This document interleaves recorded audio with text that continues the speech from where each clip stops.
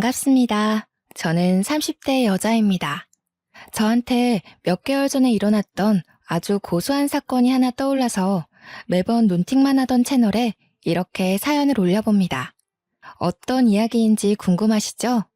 생각만 해도 속이 시원해서 웃음이 자꾸 터져나올 것만 같네요. 그럼 지금부터 이야기를 시작해 보도록 하겠습니다. 저한테는 결혼할 남자가 있었습니다.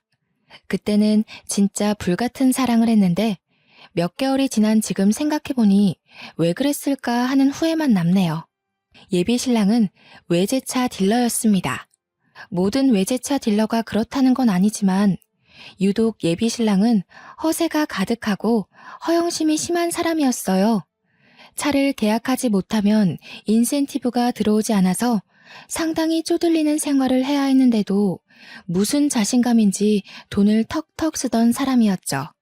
차도 외제차를 거의 빚내다시피 해서 끌고 다니는 사람이었습니다. 저는 어떤 사람이었는지 궁금하시죠? 저는 허세랑은 거리가 참 먼 사람이었습니다. 그냥 수수하게 사는 평범한 사람 정도라고 보면 될 것 같네요. 예비 신랑도 저한테 꾸미지 않는 순수함이 마음에 들었다고 하긴 했는데 지금 와서 생각해보면 그냥 돈 아껴 사는 모습이 마음에 든 게 아니었는지 모르겠습니다. 예비 신랑에게 뭘 사달라고 해본 적이 없었거든요. 본인 치장에만 신경 쓸 수 있으니 오히려 저 같은 여자가 편했을지도 모르죠. 근데도 왜 결혼까지 생각했냐고 물어보시면 할 말이 없네요. 그냥 그때는 그런 사람인 줄 몰랐거든요. 저는 고등학교 1학년 때부터 서울에서 혼자 살기 시작했습니다. 부모님이 이혼을 했다거나 고아라거나 그런 건 전혀 아니었고요. 저희 부모님은 고성에서 농사를 짓고 계셨어요. 농사라고 하면 늘상 시골에서 가난하게 산다고들 생각하시던데 그거랑은 거리가 매우 멀었습니다. 고성 땅이 전부 우리 집 땅이라고 말해도 될 만큼 규모가 엄청나게 컸거든요. 우리 외가, 그러니까 어머니네 집안 대대로 물려내려오는 농작지였습니다. 아버지는 대릴 사위로 장가를 들어서 외가와 함께 농사를 짓기 시작하셨고 제가 생기고 나서부터는 오롯이 그 땅의 주인은 우리 부모님이 되셨습니다. 농사를 짓는 규모가 얼마나 대단하냐면 그 일대를 전부 먹여 살리는 수준이라고 생각하시면 되겠네요. 하지만 저희 부모님에게도 한 가지 마음에 걸리는 일이 있었으니 바로 학업이었습니다. 돈은 넘칠 만큼 있으나 어릴 때부터 농경일을 배우느라 공부를 제대로 마치지 못하셨거든요.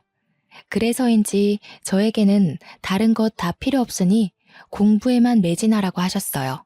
그 덕에 고등학생이 되자마자 큰 물에서 놀아야 성적도 오르는 법이라며 저만 홀로 서울에 상경을 시키셨습니다. 워낙 성격이 나쁜 일을 저지르지 못하고 집에서 뒹굴거리는 걸 좋아하던 집순이라 그런지 생활은 나쁘지 않았습니다. 가끔 외롭긴 했지만 학교를 마치고 학원을 다녀와서 복습과 예습을 거치면 잠잘 시간이었기 때문에 퍽 괜찮았어요. 외로울 틈이라는 게 많지 않았다는 뜻이죠. 주말에 별일 없으면 고성으로 내려가거나 부모님이 서울에 올라오시기도 했고요. 부모님의 농작지는 사계절 내내 바빴습니다. 과수원도 있고 보리밭도 있고 고추밭도 있고 배추밭도 있고 입구에 여기부터 고성입니다 하고 들어가면 우리 땅이나 마찬가지였거든요. 아무튼 각설하고 예비 신랑과는 지인의 소개로 알게 되었습니다. 사람이 유머러스하고 매너가 있다며 가볍게 만나보라는 소개로 알게 되었는데 지인의 말처럼 정말 재미있는 사람이었어요. 한 해, 두 해 지나도 여전히 같이 있으면 늘 재미가 있었죠. 삭막한 서울에 서로를 헐뜯는 직장 생활을 하다 보니 그 사람이 제 마음의 안식처가 되어주었습니다. 이 정도면 평생을 살아도 평생 즐거울 것 같아서 결혼을 결심했어요. 그의 사치는 별 문제가 되지 않았습니다. 여차하면 서울 생활 저고 고성으로 내려가도 괜찮을 것 같았거든요. 제 예비 신랑은 저와 생각이 조금 달랐던 것 같긴 했습니다. 제가 버려진 자식 같은 걸로 생각한 건지 뭔지 고등학교 1학년 때부터 혼자 살았다고 하니 저를 측은한 얼굴로 보기 시작했어요. 사실 틀린 말은 아니긴 했죠. 부모님이 차려주는 따끈한 밥상을 제대로 먹어본 기억이 없으니까요. 굳이 정정해주진 않았어요. 살다 보면 알게 될 일이고 또 미리 말해봐야 골치만 아플 수도 있었으니까요. 우리 부모님이 시골에 계신 것도 돈이 없어서 제 뒷바라지 하느라 어쩔 수 없이 내려가서 사시는 줄 알더라고요. 작은 땅에 겨우 먹고 살 만큼 돈벌이 하면서 저의 서울 생활을 지지해 주시는 거라 생각했는지 가끔 저에게 그런 언행을 하기도 했어요. 사실 우리 부모님은 농사철이 끝나면 틈틈이 다음 농작물을 수확하기 전까지 해외여행도 가시고 상당히 젊게 사시는 분들이셨거든요. 오죽하면 제가 다녀온 여행지보다 부모님께서 다녀온 여행지가 몇 배나 더 많으니까요. 그치만 예비 신랑이 그런 사정까지야 당연히 알 수가 없죠.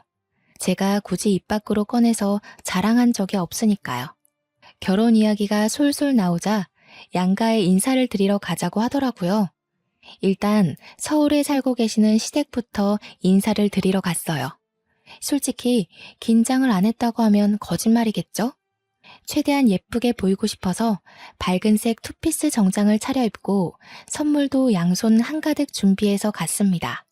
그런데 아니나 다를까 저희 집이 시골에서 농사를 짓는다고 은근히 무시를 하시더라고요. 부모님이 시골에서 농사를 짓는다고 들었는데 어떤 농사를 짓는 거야? 이것저것 많이 하셔요. 보리밭도 있고 고추밭도 있고. 어쩜 죄다 풀떼기네 그래. 적어도 먹고 사는데 지장은 없으려나? 아니 아무리 그래도 소나 키우지. 뭔 죄다 풀떼기야? 나중에 자식들 배고플 때 되면 소를 키워야 했는데 하고 후회하시는 거 아니야? 그런 걸 농담이랍시고 하호호 웃으면서 말씀을 하시더라고요.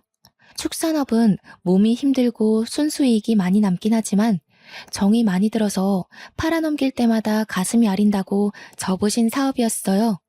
솔직히 농경지가 그리 큰데 축산업에 손 한 번 안 대어 보셨겠어요? 하지만 굳이 그 이야기도 하지 않았어요. 저희 집이 시골이라고 무시하는 시댁도 사실 서울에만 살았지 그닥 풍족한 건 아니었거든요. 서울 산다는 그 자부심에 저희 집을 깎아내리고 싶은 거다. 혹은 며느리 될 사람을 벌써부터 기죽이려고 하는 거다. 그 정도로만 생각했어요. 어차피 실상 저희 집은 엄청나게 여유가 있으니 결혼하고 나면 판도가 바뀔 거라 생각했으니까요. 그럼 혹시 철마다 내려가서 우리 아들이 농사일 거들고 해야 되는 거 아니니? 아니요. 시골에 일하는 오시는 분들이 많아서 그런 건 걱정 안 하셔도 돼요. 저도 살면서 부모님 농경지에서 일해본 적이 없는걸요? 너야 딸이니까 그렇지. 사위를 어떻게 부려먹을 줄 알고 그렇게 장담을 해?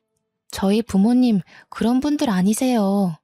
그리고 일하러 오신 분들에게 임금도 넉넉히 드리고 있어서 철만 되면 일하러 오시는 분들이 줄을 서시거든요. 그래봐야 농사일일 텐데 그래가지고 남는 게 있으시겠니? 자꾸만 저희 집을 무시하는 그들의 발언에 제 마음은 점점 가라앉았습니다. 그뿐만이 아니라 자꾸 없이 살아서 하면서 시골을 무시하시는데 저희 부모님이 어마어마한 부자라고 했잖아요. 저희 어머니 취미가 스포츠카 운전하시는 거거든요.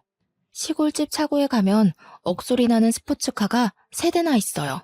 서킷 경기장을 빌려다가 취미생활로 개인 레이싱까지 하시는 분인데 얼마나 기가 차던지. 그런 것도 모르고 돈돈거리는 게 퍽이나 우스웠습니다. 그리고 아무리 시골을 무시한다고 해도 예비 사돈이 될 가족이나 다름없는 사람들인데 대놓고 저러니까 정이 뚝 떨어지더라고요. 아무리 그래도 결혼이라는 건 가족과 가족 간의 화합인데 벌써부터 일이 삐걱거리면 평생 어떻게 살 수 있겠어요. 스트레스만 쌓일 거라고 생각이 드니 점점 결혼을 하면 안 되겠다는 마음이 생기기 시작했어요. 시댁도 노후는 별로 준비되지 않았다고 들었거든요. 정년퇴직 앞둔 시부는 모은 돈을 야금야금 투자했다가 날려먹었다고 들었고 시모는 평생 전업주부로만 살아서 일해본 적 없는 사람이고 아무튼 저한테 아들 고생시키면 안 된다고 농사일 절대로 시키지 말라고 신신당부를 시키는데 농사일로 한번 뼈 빠지게 굴려볼까 하는 나쁜 마음까지 생기더라고요. 저희 농지에 철만 되면 마을 초입까지 줄을 선다는 농담을 할 정도로 일하겠다는 사람이 줄을 서요. 부모님께서 늘 남을 도우고 생명을 소중하게 여겨야 된다는 마음으로 사신 분들이라서요. 그 사람의 직업이 어떻든 행색이 어떻든 편견과 차별 없이 일을 시키고 평생 일구신 분들이에요. 그런데도 저런 식으로 편견을 가진 시댁 식구들이 어찌 마음에 들겠나요? 가족인 저조차도 고추 한번 따본 적이 없는데 아무튼 결혼에 대해 다시 한번 생각을 해봐야겠다고 마음을 먹었습니다. 이런 식으로 상견례를 해봐야 서로 빈정만 상할 것 같았거든요. 저는 티는 내지 않았지만 차일피일 저희 집에 가는 것을 미뤘어요. 그러자 예비 신랑이 저에게 우스갯소리랍시고 선 넘는 발언을 하더라고요. 왜 자꾸 자기네 집에 가는 걸 미루는 거야? 지금 농사철이야? 나 일 시킨다고 하셔서 지금 자기가 일 못하게 하려고 안 가는 거야? 무슨 소리라는 거야. 지금 수학철 아니야. 우리 엄마가 나 일 시키지 말라고 해서 지금 자기네 집 안 가는 거지? 아, 결혼하고 나면 나 맨날 몸빼바지 입고 처갓댁 가야 하는 거 아니야? 우리 부모님 나한테 고추 따는 일 한번 시켜본 적 없는 분들이셔. 말 그렇게 하지 마. 기분 나쁘니까. 우리 엄마 말 못 들었어? 서희는 평생 손님이라는데 인건비 아끼려고 나한테 일 시킬 수도 있는 거지. 솔직히 시골에서 농사 지으면서 얼마나 벌어두셨겠어? 에이, 내가 효도하는 셈 치고 가서 일 도와드리는 게 처가에도 낫겠다. 자기가 우리 부모님의 노후를 생각할 필요는 없을 것 같은데. 또 그러다가 나한테 이것저것 요구하시면 어떡해.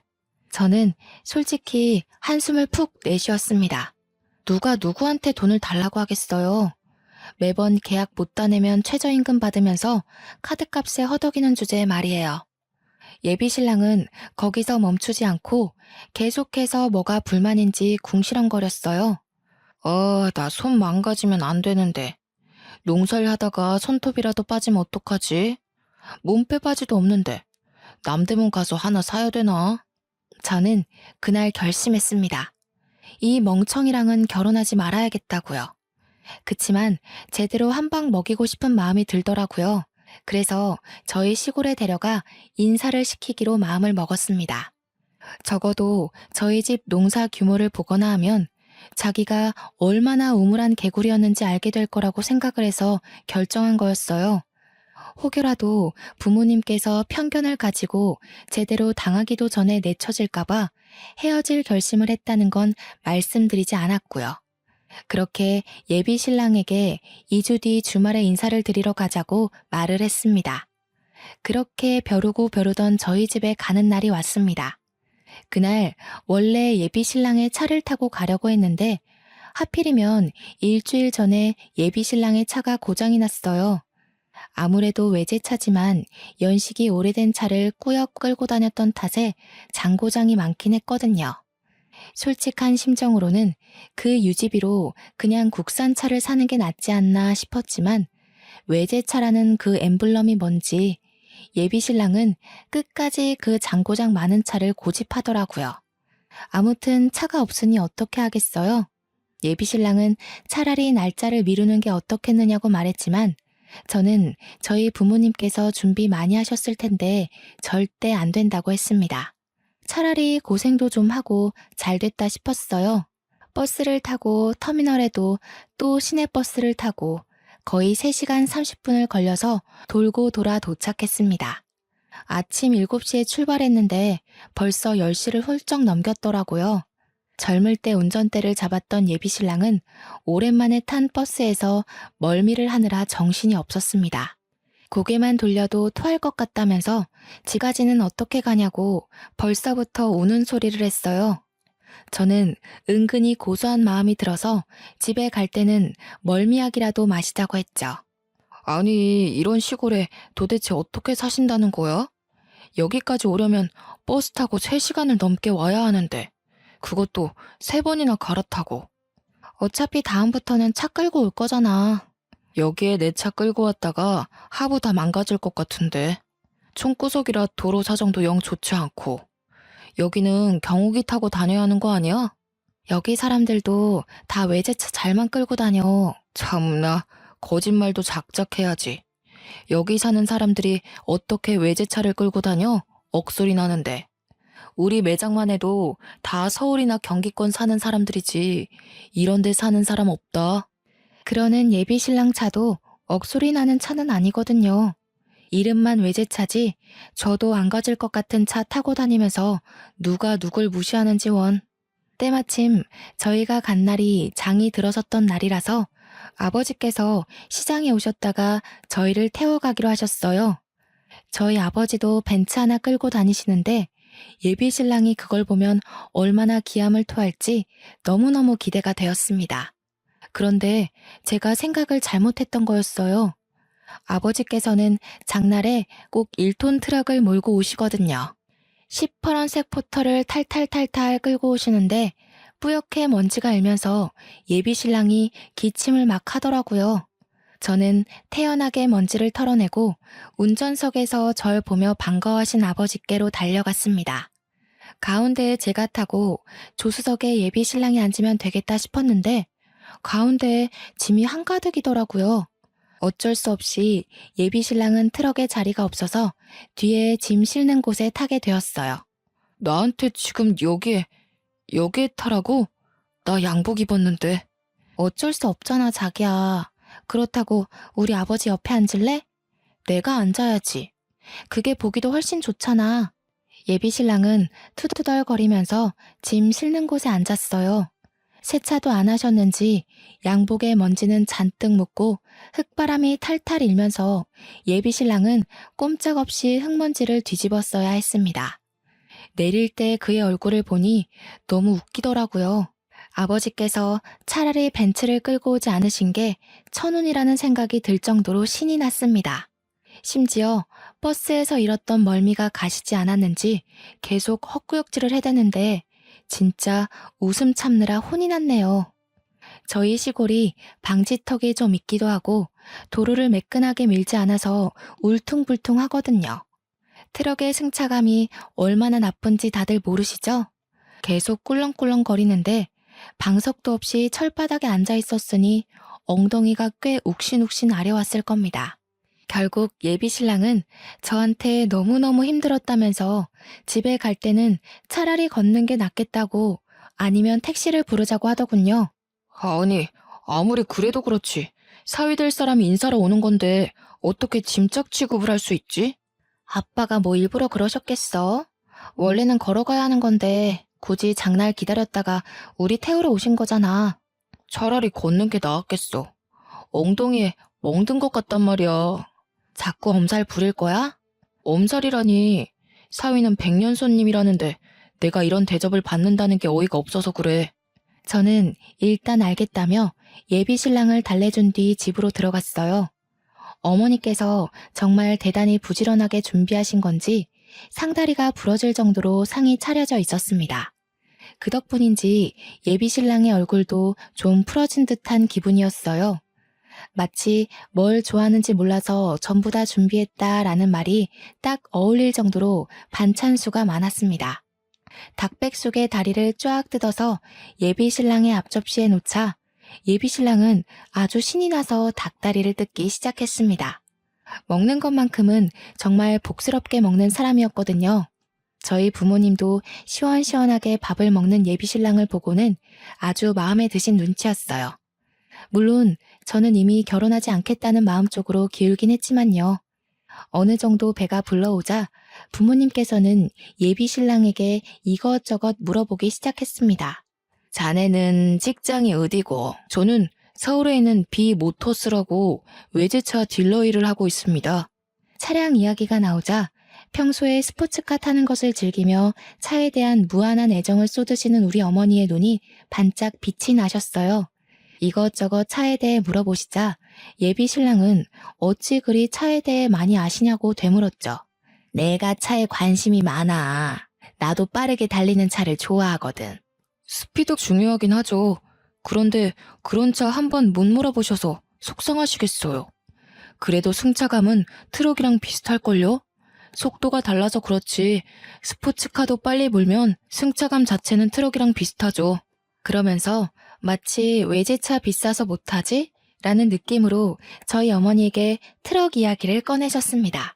사실 그 트럭이 왜 세차도 안 되어 있냐고 물어보신다면 그 차는 진짜 막 쓰는 짐 싣는 용도의 차량이기 때문이에요. 어차피 짐만 한가득 실어 나를 텐데 굳이 세차할 이유가 없다, 이런 마인드였죠. 우리 어머니께서 수집하시는 스포츠카는 매일같이 광내느랴 하루를 보내야 할 정도였거든요. 거기다가 엔진 관리 차원에서 서킷까지 차량을 탁송해서 들고 가면 매끈한 레이싱 코스에서만 타셨고요.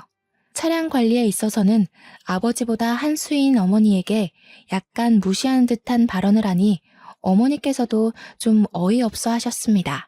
시골에서 살면 적적하진 않으세요? 서울로 올라오시면 좋을 텐데. 솔직히 농사 지어봐야 얼마나 버시겠어요. 노후 자금 모으시기도 어려우실 텐데. 그러지 말고 여기 대충 정리하고 그걸 노후 자금 삼아 서울로 오세요. 여기를 정리하라고? 에이, 대대손손 물려주는 땅인데 그럴 수 없지. 여기가 무슨 개발지도 아니고 끽해봐야 서울 집값만큼도 안 나올 텐데요. 아, 그러네. 팔아도 서울에 집 한 채 못 얻으시겠네. 그냥 여기서 사시는 게 장인 장모한테는 더 좋으려나? 혼자 중얼중얼 거리면서 우리 집을 무시한 듯한 발언을 일삼자 부모님의 표정이 단박에 어두워지셨습니다. 아마 돈 자랑을 여기서 하긴 너무 유치하고 어떻게 본때를 보여줘야 하나 고민하시는 듯 했어요. 노후 이야기를 하는 거 보니 사돈댁은 노후 준비가 잘 되어 있으신가 봐. 뭐 그래도 서울집 팔고 여기 내려오면 떵떵거리면서 사실 수 있을걸요? 안 그래도 저희 집에서 소나 키우지 왜 풀떼기만 키우냐고 하시던데. 왜 축산 쪽은 안 하셨어요? 계속해서 우리 집을 무시하자 부모님께서 찬물만 벌컥벌컥 들이키시더라고요. 아무리 생각해도 이건 아니다 싶은데도 불구하고 제가 데려온 남자이니 함부로 못하시는 듯 했어요. 당신 말이 좀 이상하다. 풀떼기나 키우냐니. 축산업보다 훨씬 돈 되는 거야 이게. 세상 물정 모르네. 척값만큼 속값도 비싸다던데. 그 소 한 마리 키우려면 얼마나 많은 돈이 들어가는 줄 알아? 소 판값보다 키우는 값 계산을 먼저 해야지. 세상 물정 모르는 게 누군데 그래.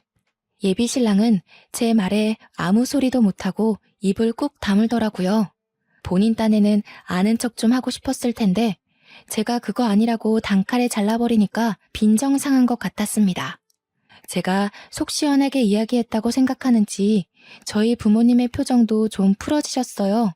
그런데 여기서 예비 신랑이 또 한 건 했지 뭐예요? 어째 술이라도 한잔 할 텐가? 술 마시면 이따 버스에서 멀미할 것 같아서요. 다음에 서울 오시면 그때 한잔 하시죠. 날도 어둑해질 텐데 역 자고 가고 여기서 자고 내일 가도 되지 않겠어? 잠은 집에 가서 자야죠. 거기다가 침대도 없을 텐데. 저 침대 없이 못 자거든요. 아, 혹시 내일 농사일 거들 사람이 없어서 그래요? 여기도 주 5일제로 일하나요? 시골은 그런 거 없는 줄 알았는데. 주 5일제뿐이겠어요? 추가 수당에 시급도 넉넉하게 주거든요. 시골 사정도 모르면서 자기만의 생각으로 무시를 해대니 저희 어머니께서 더 이상 볼 필요도 없다고 생각하셨나 봐요. 오히려 어쩌다 저런 모지리를 데리고 왔냐는 눈빛으로 저를 흘겨보시더라고요. 솔직히 할 말 없었습니다. 저도 이 정도로 막 나갈 줄은 전혀 상상도 못했거든요. 그래, 그럼 더 늦어지면 버스 끊기니까 얼른 가봐요. 아버지께서 터미널까지 데려다 주시겠다고 하셨는데 예비 신랑이 극구 사양을 했어요. 아마 차 키를 챙기신 걸로 봐서는 벤츠를 몰고 가시려고 했던 것 같은데 예비 신랑은 트럭인 줄 알았나 봐요. 죽어도 싫다고 절대 못한다고 하더라고요. 그래서 저는 그냥 택시 불러서 가겠다고 전화 드리겠다고 인사를 한 뒤 콜택시를 불렀습니다. 콜택시를 기다리는 동안 아버지는 빈손으로 보내는 것이 영 마음에 걸리셨는지 창고에서 이것저것 챙겨오셨어요.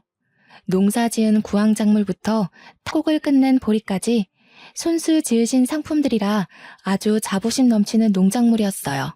저는 그 맛을 익히 알고 있기에 너무너무 감사하다면서 양손 가득 챙겼는데 예비 신랑은 영 탐탁치 않은 얼굴이었습니다. 나 보리밥 안 먹는데. 솔직히 감자도 별로. 급하지 않나? 저는 예비 신랑의 옆구리를 푹 찔렀는데 그간 눈치 빠르던 건 다 연기였는지 왜 찌르냐고 저한테 슬쩍 심퉁을 부리더라고요. 애써 챙겨준 농작물까지 시큰둥해 하니 어머니는 완전히 정나미가 털린 듯한 얼굴로 저를 보셨습니다. 저는 겸연쩍게 웃고는 계속 이따 연락드릴게요만 반복했어요. 시골 농작물은 먹지도 않는다는데 뭘 그리 챙겨주고 그래요? 조심히들 가고 다음에 뭐 볼 수 있을지 모르겠지만 그간 건강하게. 다음에는 서울에서 봬요. 제가 완전 비교도 안 되는 풀코스로 모시겠습니다. 그 말은 즉슨 어머니께서 직접 차린 상이 별로라는 소리로 들렸어요. 물론 제가 뵙에 꼬여 있어서 더욱 그렇게 느껴진 걸 수도 있는데 솔직히 저희 부모님도 똑같이 생각하시는 것 같았습니다. 예비 신랑만 배 터졌던 그날을 뒤로 저는 곰곰이 생각을 해보기로 했어요. 솔직히 4대의 나이에 결혼 압박이 없다고는 할 수 없지만 그래도 아무나 골라서 결혼을 할 순 없잖아요. 그래서 이별을 결심했습니다. 제가 연락이 잘 되지 않자 예비 신랑은 무슨 일이 있는 거냐며 퍽 다정하게 제게 물어보았지만 저는 시큰둥하게 대답했어요. 그러더니 저에게 만나자고 하더라고요. 그래서 이때다 싶어서 이별을 이야기할 생각으로 예비 신랑을 만났습니다. 무슨 일 있는 거 맞지? 왜? 장인 장모가 그 땅 팔고 서울이라도 오시겠대? 무슨 소리라는 거야. 그 땅을 팔긴 왜 팔아? 에이씨, 그 땅이라도 팔아야 우리 집 사는데 좀 보태주시고 할 거 아니야. 솔직히 시골 땅값이 얼마나 하겠냐마는. 그래도 우리 한 푼이 급하잖아. 그거야 네가 모아둔 돈이 없으니까 그런 거지. 그러길래 사치 좀 그만하고 돈 모아두지 그랬어? 그깟 고물자 굴린다고 한 달에 나가는 유지비가 얼마야? 제가 평소에는 잘 하지 않던 말로 잔소리를 해대자 예비 신랑이 정색하며 입을 다물더군요. 그 사람이 제일 아끼는 외제차를 대놓고 무시해서 더욱 그런 것 같았습니다. 야, 아무리 그래도 트럭만 하다가 외제차 타보니까 좋지 않든? 너도 솔직히 내 차 타면서 어깨에 힘도 주고 그랬잖아. 내가 외제차를 한 번도 안 타봤을 것 같아? 어이없어 정말.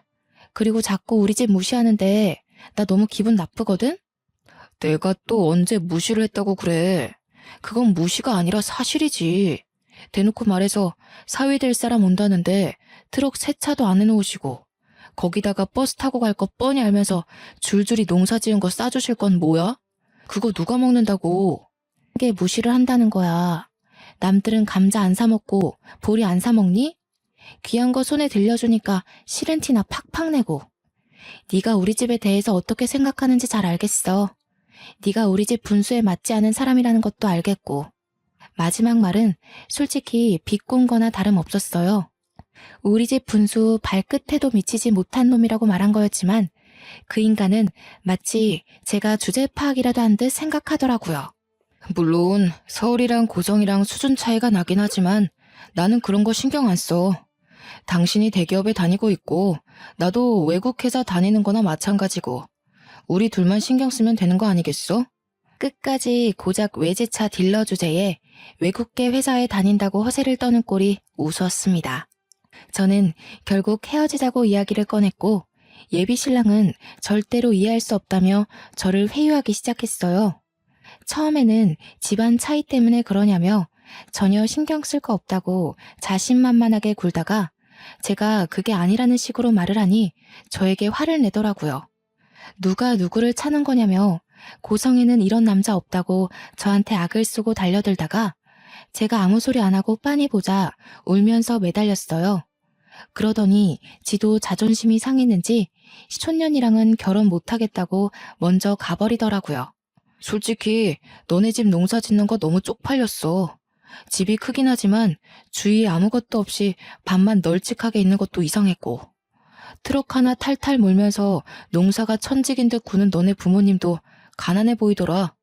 노후 자금이라도 내놓아라 할까 싶어서 고민이었는데 잘됐다 촌년아.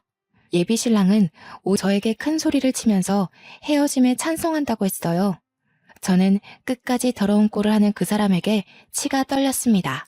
그날 이후 저와 그 사람은 연락을 뚝 끊었어요. 지지부진하게 매달리기라도 했으면 서로 피곤할 법했는데 그런 일이 없어서 다행이었죠. 요즘 왜 안전이별이니 뭐니 말도 많잖아요. 헤어진 연인에게 보복성으로 나쁜 짓을 한다던가. 그래서 한동안 예민하게 지냈는데 그런 일도 일어나지 않았습니다. 그렇게 한 2주일쯤 지났을까요? 어머니께 연락이 왔어요. 그날 그렇게 만난 뒤로 딱 한 번 통화를 했었는데 제가 헤어질 거라고 하긴 했거든요. 어머니께서도 어디서 그런 모질이를 데리고 왔냐고 저한테 한 소리 하셨고요. 그 모질이랑은 어떻게 됐니? 헤어졌어요. 아니 우리 집을 무시해도 유분수지. 나한테 촌년이니 뭐니 막말을 하더라니까요. 너한테 뭐라고 했다고? 촌년? 내가 그런 소리 들을까봐 일찌감치 서울로 상경시킨 건데 그게 뭔 소리래? 그리고 딱 보아하니 집도 차도 없어 보이던데 우리 집이 어떤 집인 줄이나 알고 그런 소리 한다니? 다 끝난 사이니까 너무 열내지 마세요. 안 그래도 저도 한마디 콱 해줬으니까요. 그러지 말고 아주 기를 콱 눌러주러 가자. 저는 어머니의 말에 의문을 품었습니다. 뭘 어떻게 기를 눌러주겠다는 건지 이미 끝난 마당에 그럴 필요가 굳이 있을까 싶었는데 어머니께서는 아주 즐겁게 이야기를 하시더라고요. 저는 뒤이어 나온 말에 아주 좋은 생각인 것 같다고 덧붙였어요. 내가 이번에 B사에서 나온 스포츠카를 한 대 사려고 마음을 먹었다는 거 아니겠니? 예약이라도 하러 가야 할 것 같은데 그 모지리가 B모터스에서 일을 한다며? 가서 아주 기를 팍 살려주려고 했는데 헤어진 마당에 그럴 필요 없지 뭐. 이번 주 주말에 올라가마.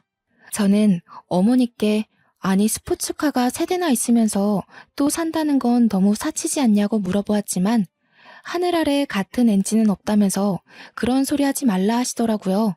어머니께서 본인에게 주어진 재력을 그렇게 쓰시겠다는데 제가 뭘 더 어떻게 할 수 있겠어요. 근데 생각을 하면 할수록 은근히 재밌겠더라고요. 시골에서 농사 지는다고 풀떼기만 먹고 산다고 가난한 줄 알았던 우리 집에서 떡하니 그 차를 사겠다고 예약을 하면 얼마나 놀란 얼굴로 저희를 바라볼까 싶어서요. 어머니께 어디서 만나는 게 좋겠냐고 물어보니 비모터스 앞에서 바로 만나자고 하시더라고요. 저는 나름 곱게 차려입고 전 남편이 일하는 매장에 찾아갔습니다. 수일 만에 제가 일하는 직장으로 찾아가니 전 남친이 퍽 놀란 듯 저를 마중 나왔습니다. 여긴 무슨 일이야? 너도 이성적으로 생각해보니까 역시 나만한 사람이 없지? 그게 무슨 시덥지 않은 소리야? 차 사러 왔어. 우리 엄마가 차 사고 싶대서. 여기에 어머님 타실 만한 차가 없을 텐데. 괜한 허세 부리지 말고 정 그러면 내가 중고차 딜러라도 소개시켜줄게. 우리 차 꽤 비싸다. 땅 팔아도 사기 힘드실걸? 저는 대꾸해주지 않았습니다. 어머니께 전화라도 드려야 하나 하고 있는 찰나에 갑자기 저거 뭐야? 하는 소리와 함께 주변이 어수선해지기 시작했어요. 곧 부앙하는 큰 소리와 함께 매장 주차장에 새끈한 스포츠카 한 대가 주차를 했습니다. 옆에서 계속 자기 보러 왔냐고 넌지시 옆구리를 쿡쿡 찔러대던 전남친의 눈도 돌아가게 만드는 스포츠카였습니다. 그 차로 말할 것 같으면 저희 어머니께서 가진 컬렉션 중 가장 아끼는 차였어요. 국내에는 딱 5대만 들어온 차량이라 무려 20억 원이 넘는 차이기도 했고요. 5대 중 1대는 우리 어머니, 나머지는 대기업 회장님들이 사가신 걸로 알아요. 커다란 엔진음에 걸맞는 매끈한 작태에 매장에 있던 사람들이 하나둘 구경을 하러 나갔어요. 제 옆에 있던 전남친도 마찬가지로 눈이 돌아가서 다가가더라고요. 안에 누가 타 있을까 실제로 보는 건 처음이다 하는 웅성웅성 소리가 들렸어요. 차 문도 위로 쭉 열리는 스포츠카 모델이었죠. 저는 그 차를 얼마나 어머니께서 애지중지하는지 알고 있었습니다. 절대로 서킷에서만 타는 차량이었고 혹여 하부가 손상될까봐 서킷까지 무조건 탁송으로 옮겨가는 차였어요. 그런데 고성에서 서울까지 저 차를 타고 달려오다니 어머니께서 얼마나 전 남친의 길을 눌러주고 싶었는지 절실히 알 수 있는 대목이었습니다. 곧이어 차량 도어가 열리고 사람들은 모두 기겁을 했어요. 그 안에는 뽀글뽀글 파마를 하고 몸빼 바지를 입은 아줌마가 있었기 때문이었습니다. 저는 어머니의 우스꽝스러운 모습에 웃음이 푹 터졌어요. 전 남친이 시골 사람이라고 무시했던 그 표본대로 나타나셨거든요. 일부러 그렇게 입고 오신 거였습니다. 매장 사람들 모두 벙쪄서 어머니만 바라보고 있고 전 남친도 사태 파악 못하고 당당하게 딱 들어와서는 전 남친에게 카탈로그를 가져오라고 하더군요. 눈만 꿈뻑이던 전 남친은 헐레벌떡 카탈로그를 들고 와서 차량에 대해 설명하기 시작했어요. 뭐야, 고작 2억밖에 안 해? 이런 싸구려 차가 잘 나가겠어? 아무리 봐도 너무 싼 티가 나네. 이 차 10대 뽑아봐야 내 차보다 싸잖아. 내가 딱 이 한마디만 할게. 네가 트럭 타고 들어온 그 초입부터가 전부 우리 집 땅이야. 멀리 산 하나 있던 거 기억나? 거기까지가 전부 우리 밭이야.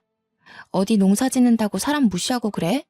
평생 우리 같은 사람한테 차나 팔면서 살아.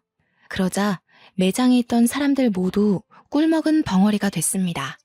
어머니는 싸구려 차 보려고 여기까지 온 시간이 아깝다면서 저보고 가자며 차에 타라고 하더군요. 아니 장모님, 이 차가 장모님 차 맞아요? 왜 저한테 말씀 안 하셨어요? 이런 줄도 모르고. 왜? 알았으면 뭐가 달라졌을 것 같아? 양심도 없다 진짜.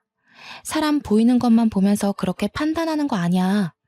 우리 집 땅이며 밭이며 다 팔면 강남에 빌딩이 몇인 줄 알아? 전 남친이 따라오면서 계속 왜 말 안 했냐고 이런 줄 알았으면 절대로 그렇게 생각 안 했을 거라고 변명을 해댔습니다. 저에게도 미리 언지를 줬으면 그렇게 무시하지 않았을 거라고 했어요. 저는 당연히 콧방귀를 뀌었죠. 만약 미리 말했으면 너무나도 멀쩡한 얼굴로 착한 척, 매너 있는 척 다 하면서 뒤로는 재산이라도 한 푼 얻을 수 있을까 음흉하게 굴었을 거 아니겠어요. 사람 겉과 속 다른 거 지금이라도 알았으니 조상님이 도운 거나 마찬가지였죠. 아무튼 그런 잡소리를 전부 무시하시고 어머니께서는 차에 시동을 거셨어요. 부릉부릉 주위가 울릴 만큼 엄청나게 큰 엔진 소리가 들리고 정말 몇 초 만에 슝 강남대로를 달려나갔습니다. 달리면서 왜 어머니께서 그렇게 스포츠카에 목숨을 거는지 알겠더라고요. 속이 뻥 뚫리는 그 느낌 말이에요. 그날 저녁 전 남친이 저에게 그 차 뭐냐, 어디서 산 거냐, 너네 집 부자냐, 나를 속였냐, 연락 오고 난리가 났지만 저는 가뿐히 무시하고 차단해버렸습니다. 소 잃고 외양간 고친다는 말이 딱이지 않나요? 시골에 산다는 이유로 농장의 규모가 어떤지 매출이 어떤지는 생각도 하지 않고 서울 산다는 자부심으로 시골 무시하더니 결국에는 든든한 처갓집 잃고 평생 남 밑에서 차나 팔면서 살아야 하지 않겠어요? 저는 나름 대기업에 다니는 인재고 그런 놈 말고도 충분히 좋은 사람 만날 수 있을 거라 생각합니다. 물론 우리 부모님도 제게 더 이상 선짤이나 남자친구에 대한 이야기를 꺼내지 않으시고요. 그래도 마지막에 속 시원하게 할 말 다 하고 끝내서 너무 기분이 좋더라고요. 앞으로는 남자 보는 눈 좀 키워서 정말 멀쩡하고 젠틀한 사람 만나고 싶습니다. 제 이야기 들어주셔서 감사합니다.